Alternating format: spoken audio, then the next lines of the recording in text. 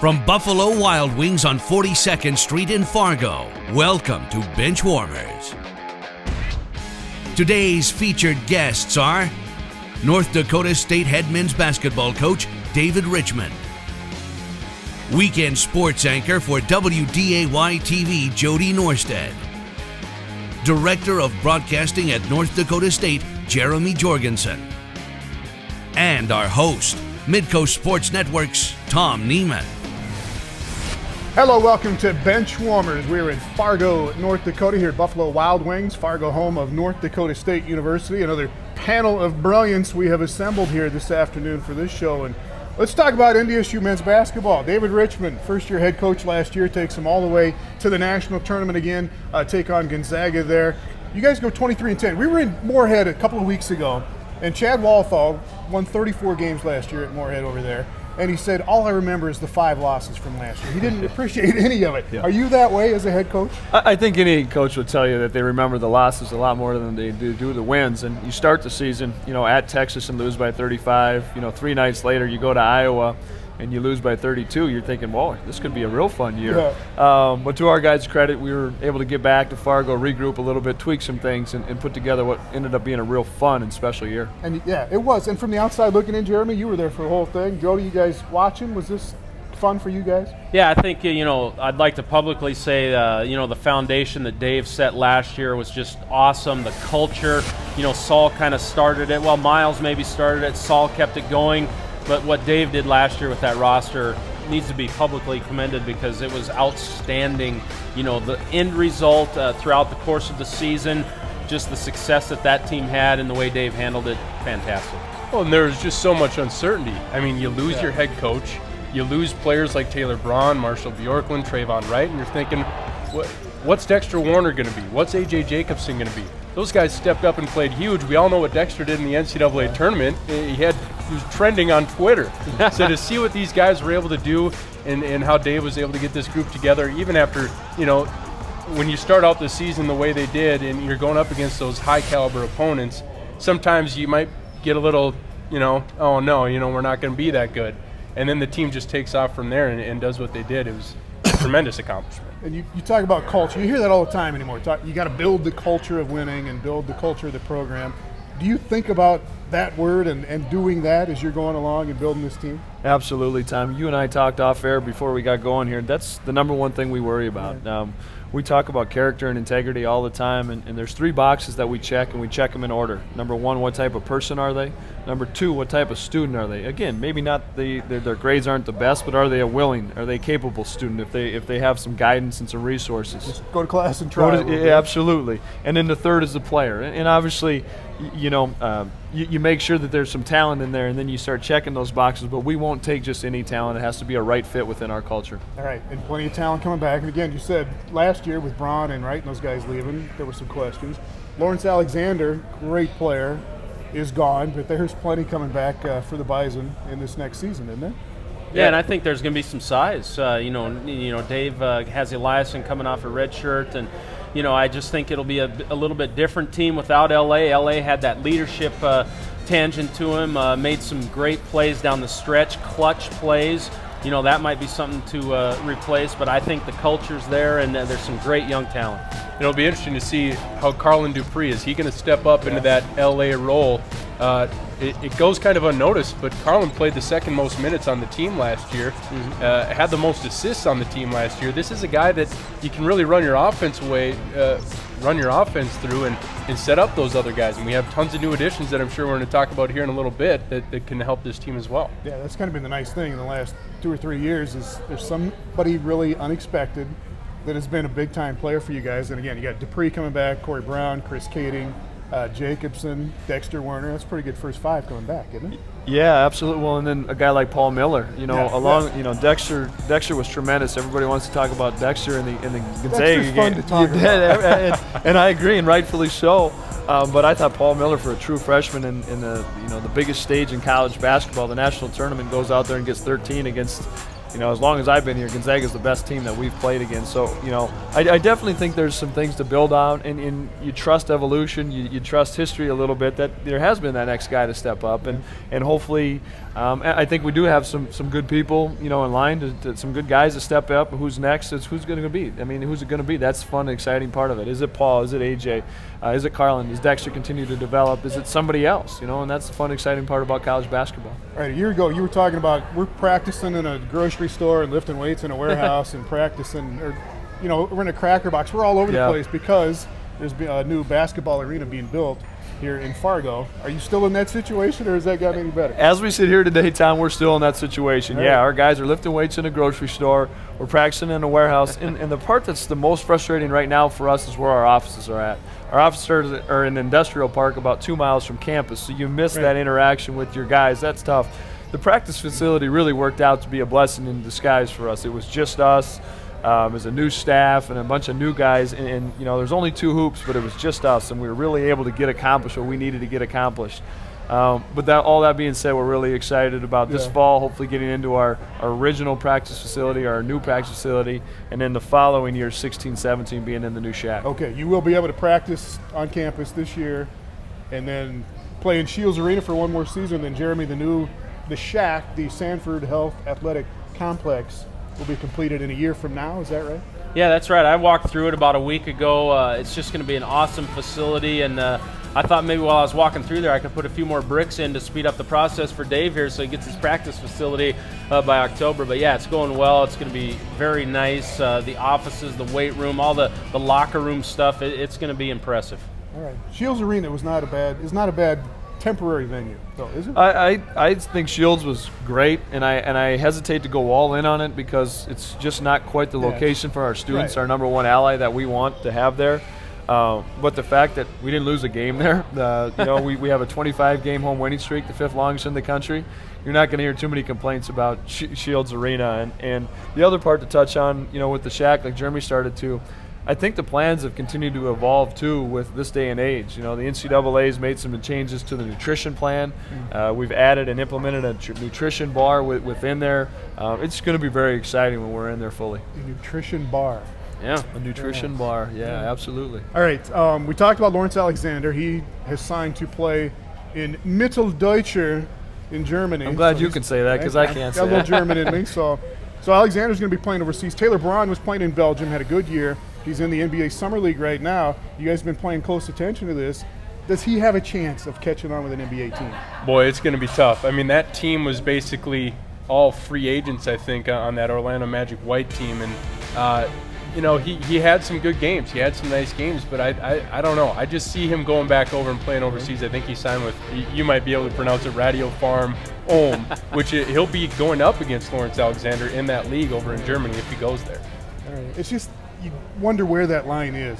Taylor Braun, fabulous talent, and just right on the edge of being an NBA player. You just wonder where that line is. Well, I think, number one, it shows you how good the NBA is and how good the talent is. And I can vouch, Taylor was back at camp in June and looks great. His body is bigger and stronger. He's moving well. He's shooting it well. I mean, he's at as good a level or as good a place as I've seen him since I've known him the last 5 or 6 years. And then he's going out, and I think, like Jody said, he is putting up numbers. But does that translate into a camp? Who knows? He's got a great deal over in Germany to start right now. All right, one thought on another kid coming in from Sioux Falls, Washington High School down in South Dakota, Dengu. A lot of interest in him on both sides of the border, North and South Dakota. What kind of player do you think he's going to be? What's he going to be as a freshman? What are your plans? We're very excited about Dang.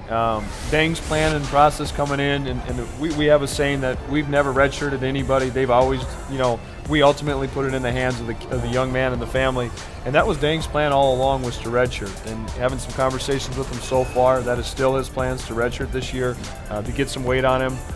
That being said, we're extremely excited. Dang is a tremendous talent. He's already put on, about 10 pounds, and so he's going to be a fun, exciting kid to be around on the court.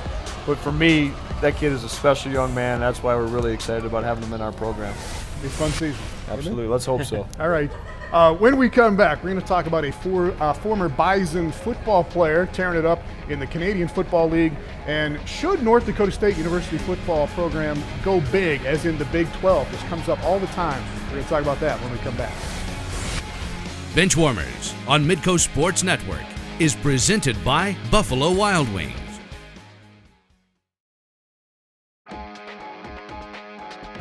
Welcome back to Benchwarmers, Buffalo Wild Wings here in Fargo, North Dakota. And there is a kid from North Dakota State, played football a couple of years ago, named Ryan Smith. He's from Wahpeton, the pride and joy, right? Wahpeton, North Dakota, where all great athletes come from. Absolutely. Playing for the Saskatchewan Roughriders in the Canadian Football League. And Jody, he was having a great season, and then what happened? Well, he's hurt. He's 6-game injured list, and the thing is that the team isn't revealing what the injury is yet.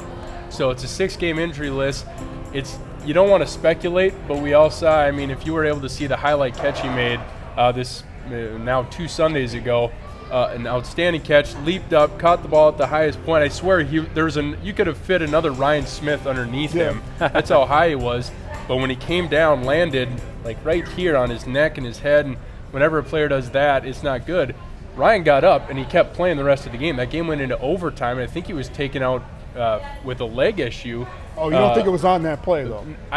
It's hard to You tell. don't know. You know, is it a concussion? Is it something with the shoulder? But still, we don't know. The team's not going to reveal it. So it's 6 games, though, and that's tough because the guy was the league leader in receiving yards. I don't know how many people knew that, but he was leading the CFL in receiving yards after 2 weeks. Had 8 catches, 174 yards, and a touchdown in that game. Had a touchdown in the season opener. And we should note, in the preseason opener, he suffered a concussion too. So that's what leads me to believe, I mean, is it a concussion type thing? And that would just be sad to see because those things are nothing to mess around with. All right. You're making some fans out of your viewers of the Canadian Football League. I know that with Ryan Smith. And the point is, these Bison football players can play. There's always, once every 6 months or so, some national guy will come out and say, North Dakota State should probably be in the Big 12, or they should be in a power conference. And you guys hear this all the time, and there's a lot of people in here, a lot of fans would say, yeah, that's exactly where this football program needs to be. From inside the department, Jeremy, what is the reaction to something like that? I think the knee-jerk reaction by fans is easy to say, okay, we beat a few Big 12 teams, jump up competitively, we're right there. But I think the thing that gets lost is the funding, the money that needs to be raised to jump up another level. It's not as easy as the Big 12 calling, saying we're just, okay, yeah, we'll take that, we'll jump right up. There's a lot of money that goes into this, lots of different salaries and scholarships, and where does all that money come from? There's a lot that goes into that. It's not just as easy as like, okay, we just beat Iowa State in football, 4 straight national titles. It's not that easy. Yeah, is it a 2 times jump? Is it a 10 times jump? Any idea what that would be as far as funding? Oh, it's a big jump. Just in football, you're talking 20+ scholarship difference. That's a lot of money.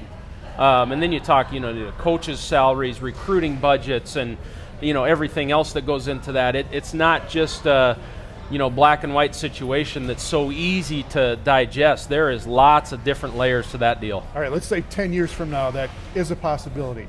Would the football program go by itself, or would you take the whole department, David's teams, everything else? Would it be an all-in deal to move to a power conference? Yeah, it would have to be. I mean, first of all, you have to have interest from them. There's never been an official invite from a big Power 5 conference. I mean, it's bantered about in the media and, on the internet and such, but there would have to be an invite. And again, lots of different things would have to be factored in. There's lots of layers to that deal. All right. And the football team plays in the Missouri Valley Football Conference, which seems like a great fit. Bison have obviously done very well there with 4 national championships.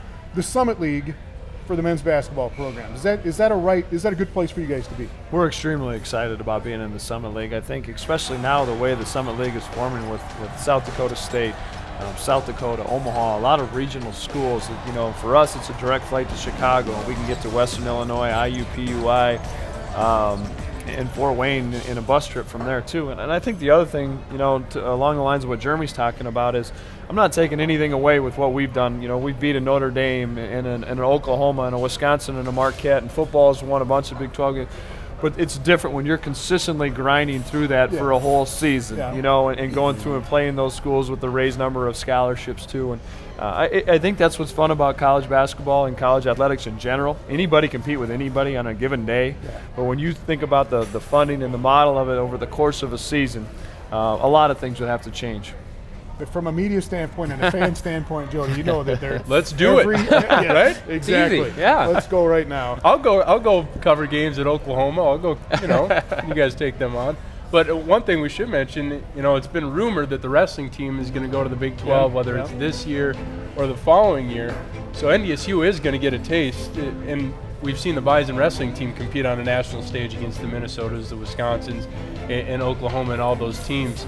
So we've gotten a taste of what that possibly could look like, in NDSU wrestling being a part of that, of maybe starting the trend, right? Yeah, and you have the Big 12 name in the wrestling, but the wrestling climate is a lot different than the other sports as well. There's not as many wrestling teams out there. I mean, you got teams all over there. You got Boise State in the Pac-10 or Pac-12, so the landscape in wrestling is a little different. But from the beginning, from 10 years ago, whenever North Dakota State went Division I, funding has always been at the forefront. From the beginning, all the programs and all the facilities and everything was in the forefront, wasn't it? Just from the jump to Division I right away? Oh, I think that's true. I think you always look at funding, facilities, every layer, like I mentioned, you have to look at all of that. And I think if it ever got serious, to move up, you would have to look at everything. Yeah. One of the there's many credits to give NDSU and the administration, from the presidents to the ADs, but we haven't just moved to move. We've moved with a purpose of we're continuing to have success and want to sustain that success. And so far, the funding has been there to do it. Yeah. I think this next step would be almost a bigger funding step. Yeah. About right at the right level. Typical right media now. guy, just roll us under the bus. Yeah. All right. When we come back, we're going to talk about the British Open. Rory McIlroy is out because of a silly injury, and that's going to lead us to a discussion about should there be restrictions on athletes on scholarship at North Dakota State. We're going to get into that when we come back. Benchwarmers on Midco Sports Network is presented by Buffalo Wild Wings. Welcome back to Benchwarmers. The British Open tees off this Thursday, and Jordan Spieth is going to be a heavy favorite there. Tiger Woods is actually listed at 20-1. People thinking he's got a chance. Jeremy, I'm with you. If he makes the cut, it'll be a surprise. Anyway, the number one player in the world, Rory McIlroy, will not be playing because he injured a ligament in his ankle playing soccer, playing football, I guess it would be in Ireland. But this begs the question, if you're Rory McIlroy, would you be doing anything to jeopardize playing in the British Open or playing your livelihood of playing golf? Is he dumb, or am I off on this? I think you're off a little bit on it. I think what makes Rory McIlroy, I think what makes college basketball players or college football players who they are is who they are off the court too, and how they live their lives a little bit. And part of the reason I coach college basketball, I've told you this, is because of the experiences that I had in those 4 or 5 years. And we want our guys to live a little bit, to live a life, so to speak.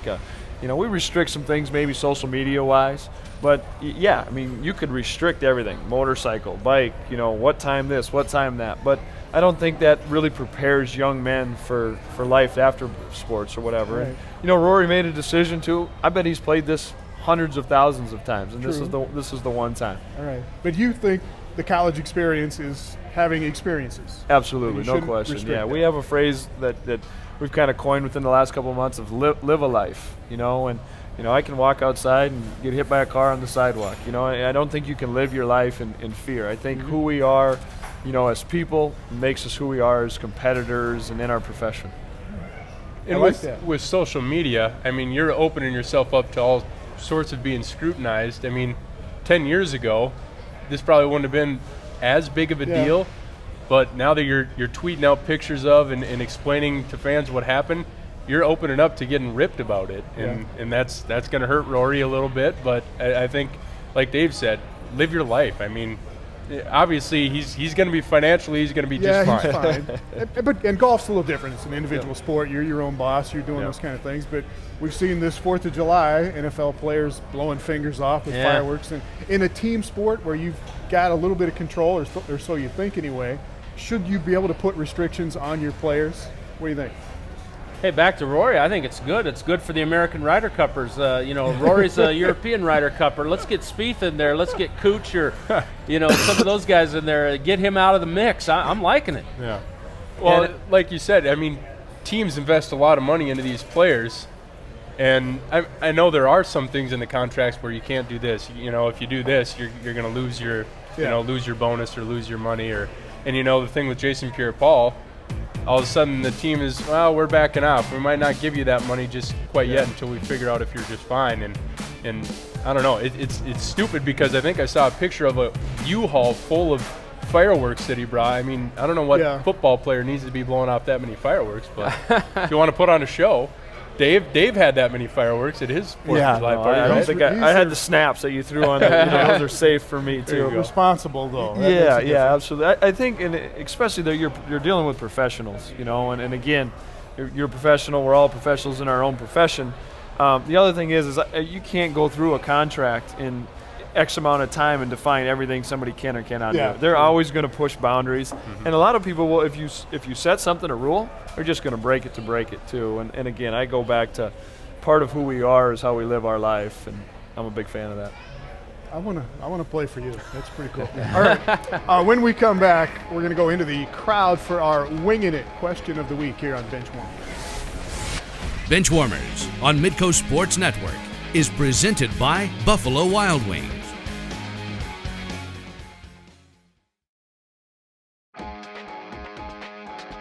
Welcome back to Benchwarmers. Time for our Winging It question of the week. We go into the crowd, and here is Austin Bramley.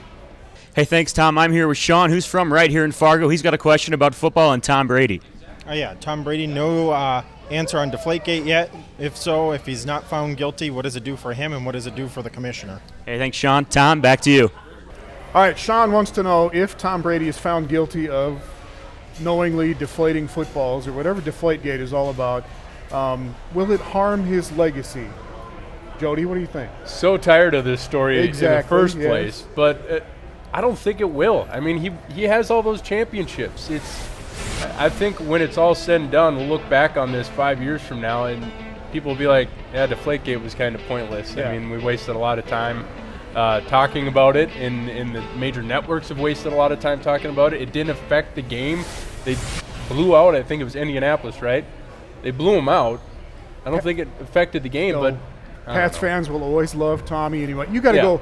You got to go full O.J. Simpson, I think, to affect your legacy. Seriously, you got to do something. Pete Rose is stained a little bit, I think. I would say. I mean, with the All-Star game this week, I mean, I think Pete Rose has been a hot topic, and I think the Tom Brady thing has been blown out of proportion to some degree on what actually was done, if he actually did it. But you look at Pete Rose, his is gambling. If you're altering footballs, but Pete Rose has paid the ultimate price. He has, and I think you're right. It's not going to touch him at all. Not going to stain him in any way. We'll see going forward if they ever come to a conclusion on this thing. We'll see. But when we come back, our poll question: is it ridiculous that the All-Star game in baseball determines the home field in the World Series? That's our question coming up next. Benchwarmers on Midco Sports Network is presented by Buffalo Wild Wings. Welcome back to Benchwarmers. Our poll question this week here at Wild Wings in Fargo is what should determine the home field in the World Series? And overwhelmingly, the voters here at Wild Wings say it should be the best regular season record. Coin flip actually getting some votes, but up until 2002, it used to alternate between the American League and the National League. The 2002 All-Star Game ended in a tie, and they couldn't have that, so Bud Selig said we're going to make the All-Star Game winner get the home field advantage for their league in the World Series. Is this a ridiculous way to do it in the first place, the way it is right now? I think it's got to be on the regular season. You can't put it on one game. And also, the regular season best record has to win it for the league. You can't give it to the team that has the best regular season record because they may not make the World Series. So they have to win it for the league, I think. I don't know if that's ever come up. You're saying if the Kansas City Royals have the best record in the American League, but they don't get to the World Series, the American League team should still have the advantage in the World Series. I think so. I mean, I think that's a fair way to do it, yeah. Well, the Kansas City Royals are basically the American League roster here in the All-Star game. It's nice. Ned Yo's coaching them, and he says he's going to coach to try to win this thing and make sure that if they get there that they'll have home field advantage. So I guess it works out kind of this year. I'm throwing my hands up. I got 5 women at home and 16 players and staff. I got enough to worry about rather than a baseball All-Star. There should be a better way to do it other than the All-Star game winner. But all right, David, 10 seconds here. What do you got going up until the season starts? It's a busy time of year for us right now. We're in the heart of recruiting, July recruiting, and this year we're up for our every 4-year foreign trip. We'll be heading to the Bahamas August 10th. We're very excited. All right. Nice job, fellas. We'll see you next week in Sioux Falls.